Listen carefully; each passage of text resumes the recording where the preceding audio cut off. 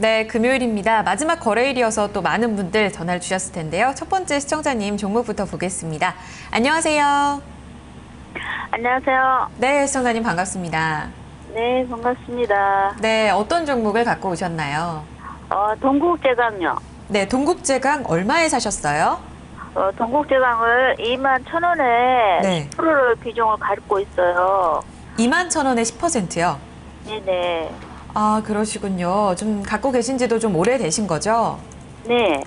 아, 시청자님 고민 많으실 것 같아요. 저 괴로워요. 아, 정말 그러실 것 같습니다. 비중은 네. 많으시지 않지만 지금 가격대가 너무 네. 아, 지금 동국제강이 이렇게까지 빠질 줄 사실 모르고 들어가셨을 거 아니에요.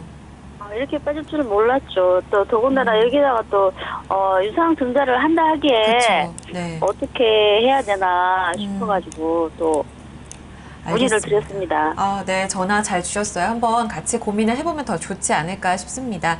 일단은 그 방법에 대해서 좀 찾아볼 텐데요. 가장 궁금하신 부분은 전략, 그리고 또 앞으로 전망을 어떻게 대응을 해야 되는지 부분이신 것 같아요.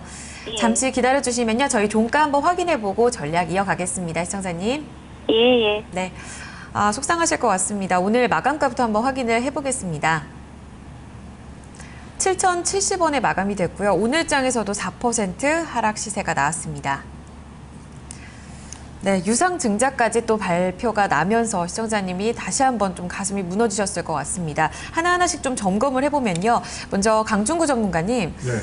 이 종목이 참 겹악재라는 말이 딱 맞는 것 같아요. 실적도 좋지가 않았었잖아요. 실적 네. 한 번씩 좀 점검이 해봐야 될 것 같아요. 실적 앞으로 전망은 또 어떤지도 같이 지금까지의 흐름까지 정리를 해주시죠. 네.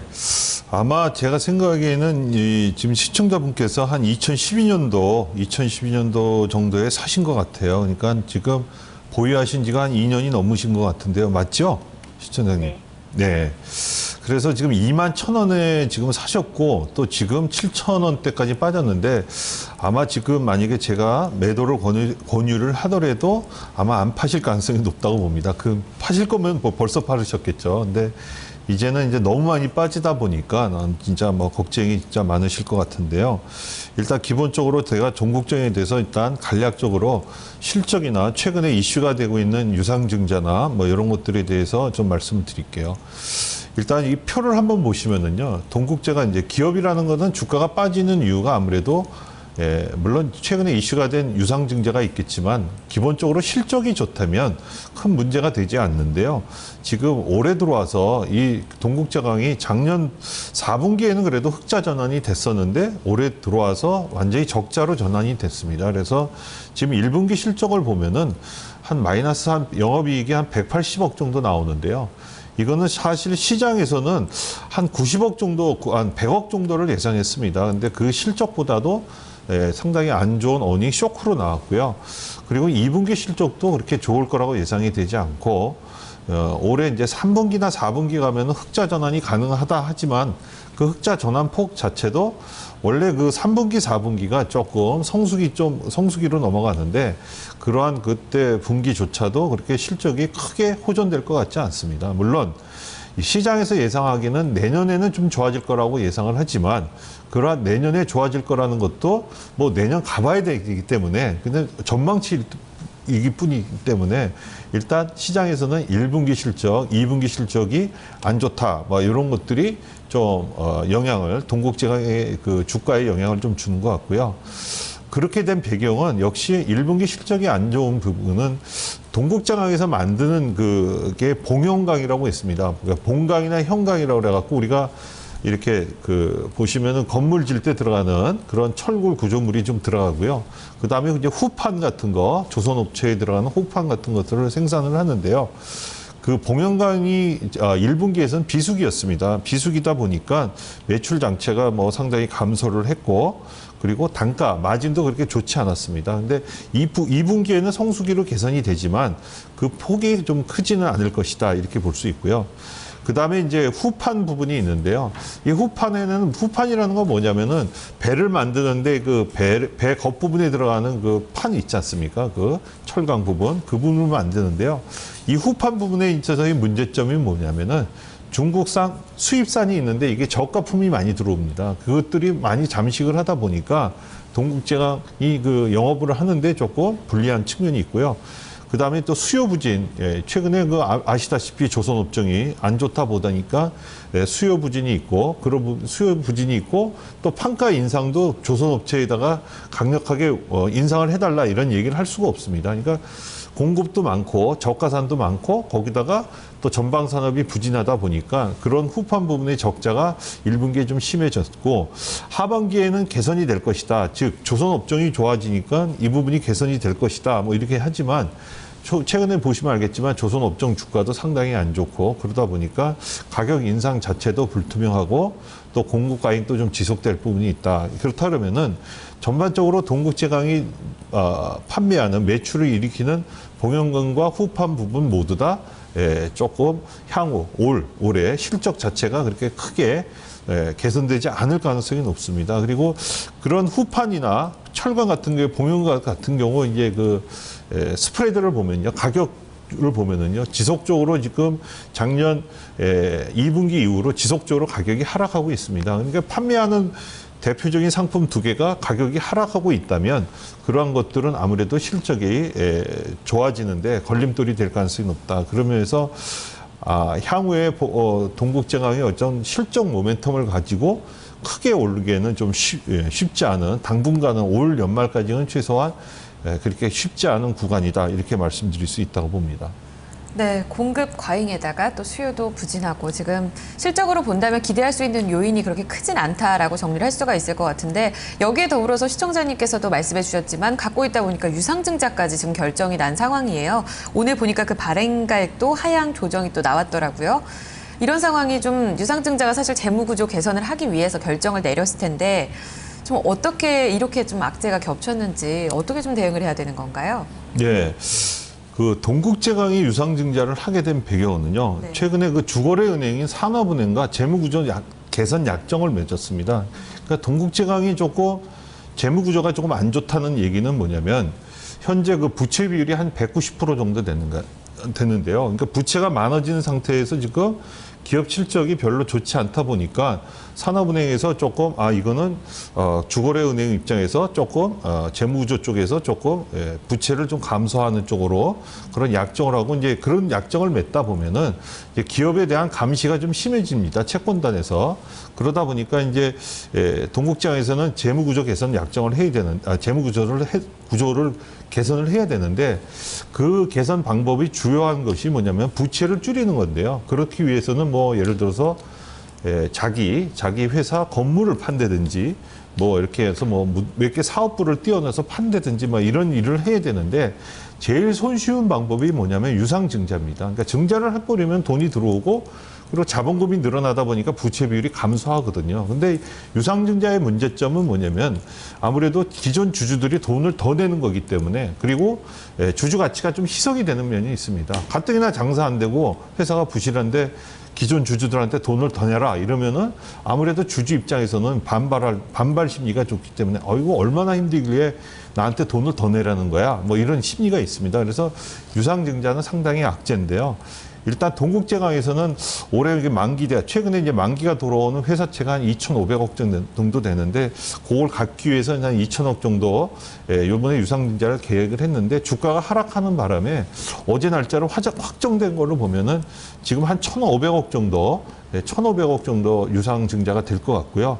그 발행 단가는 5,550원으로 지금 확정이 됐습니다. 근데 이 1,500억이라는 단어, 1,500억이 유상증자 비율이 지금 한 43%가 되거든요. 그러니까 물량이 좀 너무 많습니다. 지금 시장에서. 뭐 갑자기 만약에 예를 들어서 100주 거래되는 게 145주 140주 이상 40주가 넘게 이제 지금 물량이 증가하기 때문에 좀 시장에서 조금 그런 면에서 좀 부정적으로 받아들이는 건데요. 일단은 최근에 나온 산업은행과 동국제강의 그 회사 관계자의 그 재무구조 약정 개선으로 봤을 때는 일단 뭐 그렇다고 크게 재무구조가 뭐 상당히 안 좋다 뭐 이 정도는 아닌 것 같고, 선제적 악화될 가능성이 있기 때문에 좀 선제적으로 좀 재무 구조를 개선을 한다. 그렇게 보시면 될 것 같고요. 일단 유상증자로 조금 제가 보기에는 좀 재무 구조는 좀 안정되는 쪽으로 그래도 그나마 다행히 가는 게 아닌가 이렇게 보고요. 부채 비율도 이번에 증자가 끝나면 190%에서 한 170%, 한 20% 다운이 됩니다. 그래서 그런 것들은 이제 좋은데 이제 여기서 왜 그러면은 동국제강이 재무 구조가 악화가 된 원인이 뭐냐? 브라질에 제철소를 하나 만들었거든요. 이제 혼자 만든 건 아닙니다. 포스코랑 이제 브라질에 있는 현지 기업이랑 해서 이제 제철소를 하나 만들었는데 그게 좀 완공이 딜레이되고 가뜩이나 철강 시황이 안 좋은데 그런 것들을 만들었을 때 그게 과연 투자한 금액의 회수가 좀 가능할 것인가? 뭐 그런 영업적인 그 의구심, 뭐 그런 것들도 최근에 동국제강의 좀 악재다, 뭐 이렇게 전체적으로 말씀드릴 수 있고요.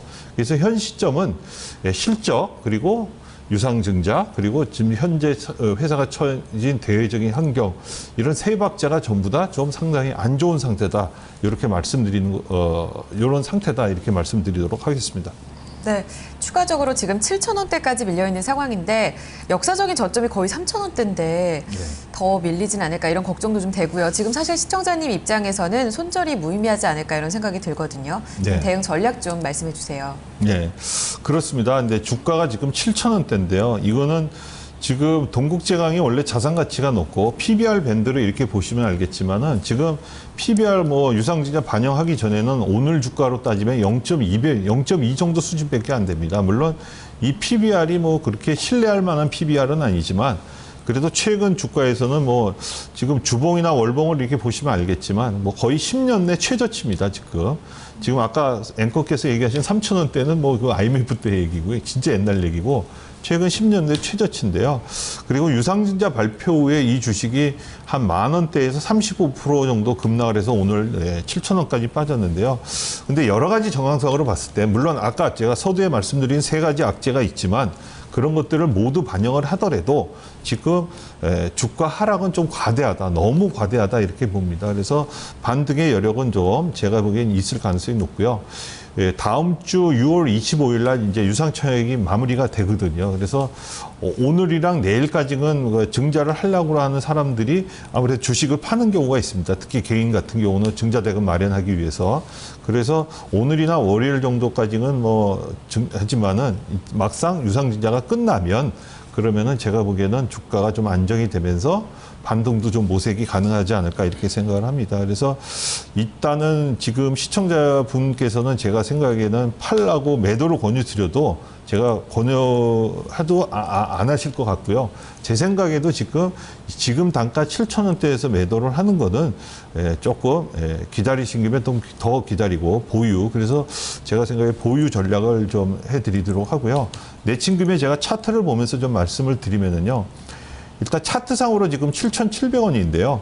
일단 유상증자 발행 단가가 5,550원입니다. 그래서 손절매 단가는 제가 만약에 그래도 손절매 단가를 좀 제시를 해드리면 유상증자 발행 단가인 5,550원을 일단 제시를 해드리겠습니다. 그러니까 발행 단가 이하로 떨어진다면 만약에 향후에 주가가 그러면은 진짜 동국제강의 재무적인 위험이 상당히 부각될 가능성이 높습니다. 그러니까 회사가 진짜 이제 워크아웃으로 간다든지 상당히 그래서 그 단가까지 제가 손절매 단가를 제시해 드리고요. 그 다음에 목표 주가는 일단 유상증자 발표하기 그 시점이 10,000원 정도를 제시를 해 드리겠습니다. 그래서 목표 주가 10,000원 정도 오시면 다시 한번 종목 문의를 하시면 괜찮지 않을까 이렇게 생각을 합니다. 네, 지금 주가 하락 좀 과도하다라는 의견이 나오네요. 시청자님. 네네. 네, 반등치가 좀 제시가 됐고요. 의견 좀 들어보셨는데요. 더 궁금하신 부분도 있으세요? 그래서 저는 네. 이번에 유상증자를 네. 다른 그 수량만큼 매도를 하고 제가 이제 가지고 있는 종목에서 매도를 하고 유상증자를 받을까 그렇게 생각을 하고 있어요. 그럴 네. 때는. 아, 그러시군요. 두 분 모두 지금 끄덕끄덕 하셨거든요. 일단은 좀 기다려보자라고 얘기를 해주셨는데 전문가님, 그렇다면 시청자님 의견대로 그냥 이행하시면 괜찮을까요? 네, 당연히 유상증자는 지금 5,550원이니까 네. 받으셔야 되고요. 만약에 안 받으실 거였으면 최근에 나왔던 신주수권을 팔았어야 되고 지금 이 상황에서는 당연히 받으셔야 되고요. 뭐 갖고 있는 보유 주식을 팔아서도 되고 조금 더 비중을 늘려서 뭐 다른 주식을 팔아서 받으셔도 되고 일단 꼭 받으셔야 된다고 봅니다. 네, 알겠습니다. 시청자님. 예. 네, 결정 내리시고 나셔서 또 반등치 10,000원으로 나오니까요. 이 가격대에서 다시 한번 문의를 달라는 얘기가 있습니다. 다시 한번 전화 주시겠어요? 예, 감사합니다. 네, 고맙습니다. 시청자님 도움 되셨으면 좋겠어요. 예, 감사합니다. 감사합니다. 첫 번째 종목이 동국제강이었습니다. 조금 어둡게 시작을 해봤는데요. 두 분의 의견 한꺼번에 정리를 좀 해보겠습니다. 강중구 전문가 투자 의견 보유였습니다. 목표가는 반등치 10,000원으로 제시됐고요. 손절가 5,550원으로 제시됐습니다. 김현웅 PB 역시 투자 의견 보유고요. 목표가는 8,200원, 손절가는 제시하지 않았습니다. 네, 다음 종목 게시판으로 가보겠습니다. 삼성전기 사셨는데요. 2160님께서 사신 종목입니다. 65,700원에 사셨고 비중이 30%입니다.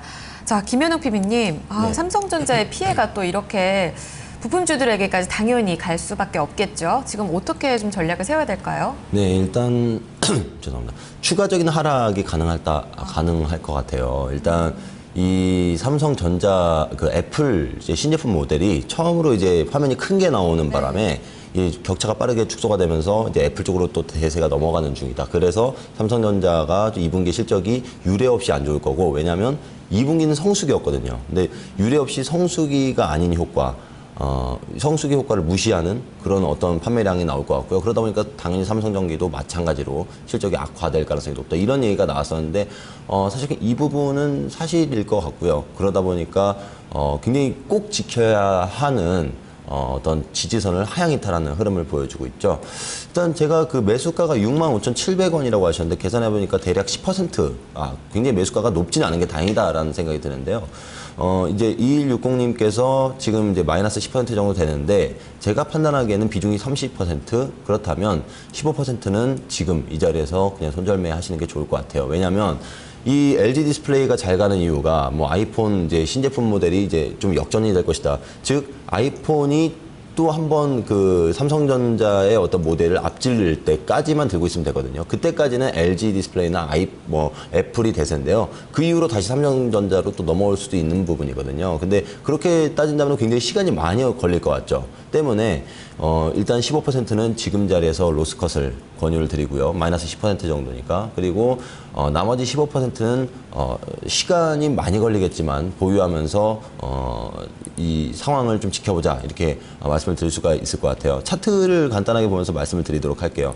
지금 주봉 차트인데요. 예, 그냥 일봉 차트 보겠습니다. 일봉 차트인데 사실 2011년 저가를 하향 이탈하는 그런 흐름을 보여주고 있거든요. 이런 부분에 있어서는 한 번 더 다운그레이드 재평가가 일어날 가능성이 높다라는 겁니다. 결국에는 지금 자리에서는 로스컷을 해야 되는 그런 그 시점으로 보이고, 일단 하향 이탈하는 그런 그림이기 때문에 지금 자리에서 15% 손절매, 그리고 남은 15% 가지고 좀 중장기로 가져가자, 이렇게 결론 내드리도록 하겠습니다. 지금 오늘 58,500원에 마감이 됐거든요. 월요일에 또 시초가로 정리를 해보자라는 말씀이신 건가요? 네, 15% 절반은 아직 손실폭이 크지 않기 때문에 15% 손절매 하시고 다른 종목으로 대응하자. 그럼 나머지 물량 같은 경우에는 지금 반등치를 정하기가 어렵다는 말씀이세요? 사실 추가적인 하락, 제가 판단하기에는 약 45,000원 선까지는 빠질 거라고 봐요. 하지만 그 이후에는 이렇게 시장의 기대감이 하나도 없을 때는 또 한 번 시세를 줄 수 있거든요. 그게 작년 2012년 상반기에 그랬듯이 그런 그림을 그릴 수 있기 때문에 좀 시간은 많이 걸리겠지만, 그래서 일단은 더 하락할 걸 알지만 그것도 시간 투자를 하면은 매수가까지는 갈 수 있지 않을까. 그래서 절반은 팔고 절반은 버티자, 이렇게 결론 내드립니다. 알겠습니다. 2160님 삼성전기 전망을 좀 자세하게 살펴봤는데요. 함께 고려해보시면서 비중 조절 이어가시면 더욱더 현명한 전략이 아닐까 싶습니다. 자, 다음 종목은요. 전화 연결입니다. 시청자님 안녕하세요. 네, 네, 시청자님 어떤 종목 궁금하신가요? CK요. TCK 사셨나요? 네, 네, 매수가 비중은 어떻게 갖고 계신가요? 50%요. 네, 50%에 만 원에 사셨다고요? 네, 그러시군요. 지금 수익을 좀 보고 계신 상황인데요. 어떤 부분 궁금하세요? 앞으로 전망이 어떤가 하고, 네. 뭐 기본적인 거 하고, 어떤 알겠습니다. 점을 잘한다. 그러시군요. 알겠습니다. 실적이 좋다고는 하는데 어느 정도까지 또 올라갈 수 있을지도 한번 짚어보면 좋겠습니다. 시청자님, 오늘 두 분 중에 어느 분의 이야기를 좀 더 자세하게 들어볼까요? 김윤구 씨. 김현웅 PB님요. 네, 받아주세요, PB님. 네, 시청자님 안녕하세요. 예, 시청자님 그 비중이 50%인데 과감하게 매수를 하셔가지고 지금 수익을 보고 계시네요. 아, 일단 축하를 드리고요. 일단 어려운 장에 이렇게 수익을 그 비중 크게 들어가서 수익을 낼 수 있다라는 부분에 있어서 굉장히 뭐 말씀을 드리고 싶습니다. 일단 TCK가 최근에 보고서가 나온 거를 확인을 하셨을 거예요. 그 부분 때문에 실적이 작년에 굉장히 안 좋아졌다가 올해 당장 또 턴어라운드 될 수 있다. 이런 내용들이 나오면서 지금 시장에서 주목을 받고 있는 건데 내용을 좀 살펴보도록 하겠습니다. 일단 지난해부터 실제로 반도체 이제 에칭, 반도체 표면을 깎는 그런 이제 공정이죠. 근데 이 에칭 공정에 사용되는 하나의 부품을 개발을 했는데 이 4분기부터 실제로 매출이 발생했다고 합니다. TCK의 어떤 장비가. 그러다 보니까 그 부분을 그대로 연장만 하더라도 올해 100억 이상 매출이 발생하면은 작년 대비 턴어라운드 될 수 있다라고 이제 분석이 나온 건데 가능하다라고 보고 있습니다. 왜냐하면 사실 이 TCK가 태양광 쪽에서 어떤 태양광 사업부에서 계속적으로 그 문제가 되고 있었는데 뭐 폴리실리콘 업황은 개선은 아직 안 됐지만 이제 인고하고 이제 웨이퍼 쪽에서는 이제 업황 개선의 어떤 기대감이 술술 나타나고 있는 것도 사실이고요. 그러다 보니까 어떤 TCK의 그 태양광 사업부가 이제 발목을 잡았던 부분을 풀어준다라는 얘기죠.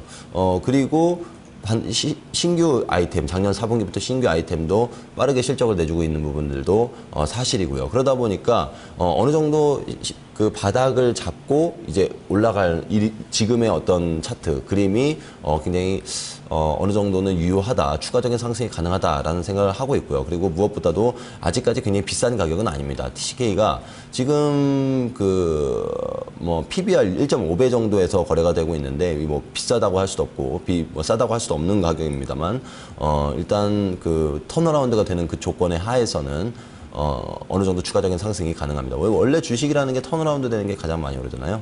간단하게 차트를 보면서 설명을 하도록 하겠습니다. 하지만 비중이 50% 너무 과감하게 이제 들어가셨으니까 전략적으로 좀 트레이딩하는 부분이 좀 필요하다라고 보고 있는데요.